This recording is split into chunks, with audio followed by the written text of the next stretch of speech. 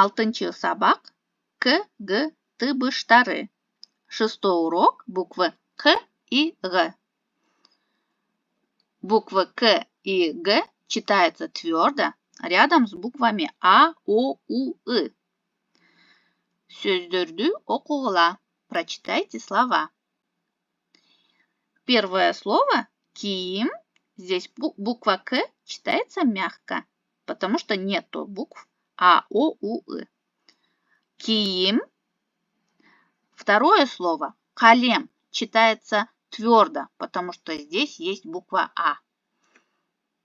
После К есть буква А. Көз читается К мягко, потому что нету букв А, О, У, И. Козу читается твердо, потому что есть буковка О. Көйнік. К читается мягко, потому что нету вот этих букв. Койон читается К твердая, потому что есть буква О.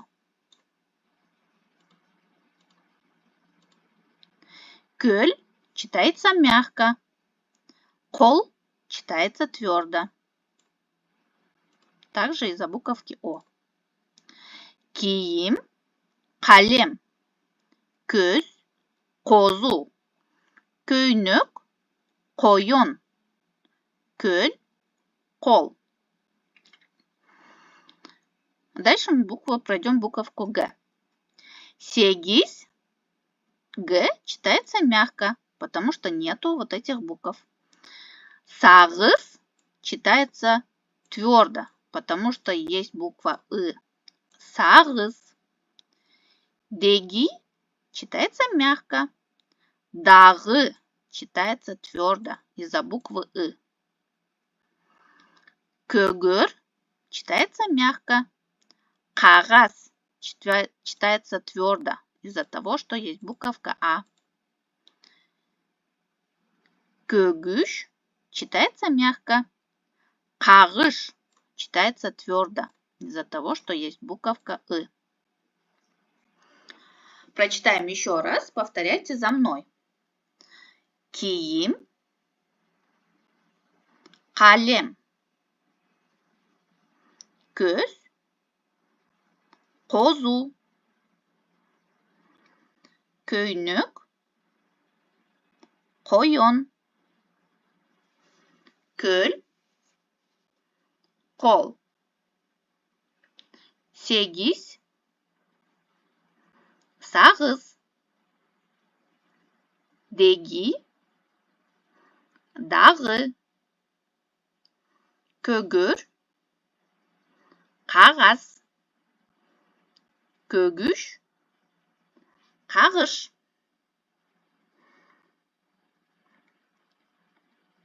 Вот это правило вам нужно будет выучить. Вернее, выучить буковки А, О, У, И и запомнить, что К и Г, когда стоят рядом с этими буквами, то они читаются твердо.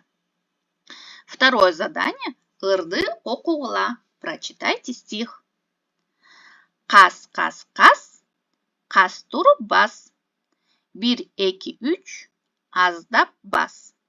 Қас, қас, жығылба. Жығылсаң, ыйлаба. Давайте сейчас вместе прочитаем. Қас, қас, қас. Қас тұрып бас. 1, 2, 3. Аздап бас. Қас, қас, қас. Жығылба. Жығылсаң, ыйлаба. Это народный стишок Эль-Ыры. 7-ші сабақ К, Г тыбыштары. 7-й урок буквы К и Г.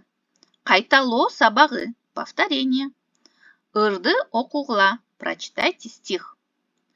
Қызыл бантик таққан қыз. Күніге еле 5 алат. Алипени оқуса, шыдыр оқып келатат. Менда апа чачыма қызыл бантик тағайын. Қубандырып силерди, күнүгө 5 алайын. Написал это стишок Кадыров. Второе задание. Бат айтманы жаттагыла. Выучите скороговорку. Это такая же скороговорка, как ранее. Скороговорка и изучение новых слов, да? Где кана? Вот мына.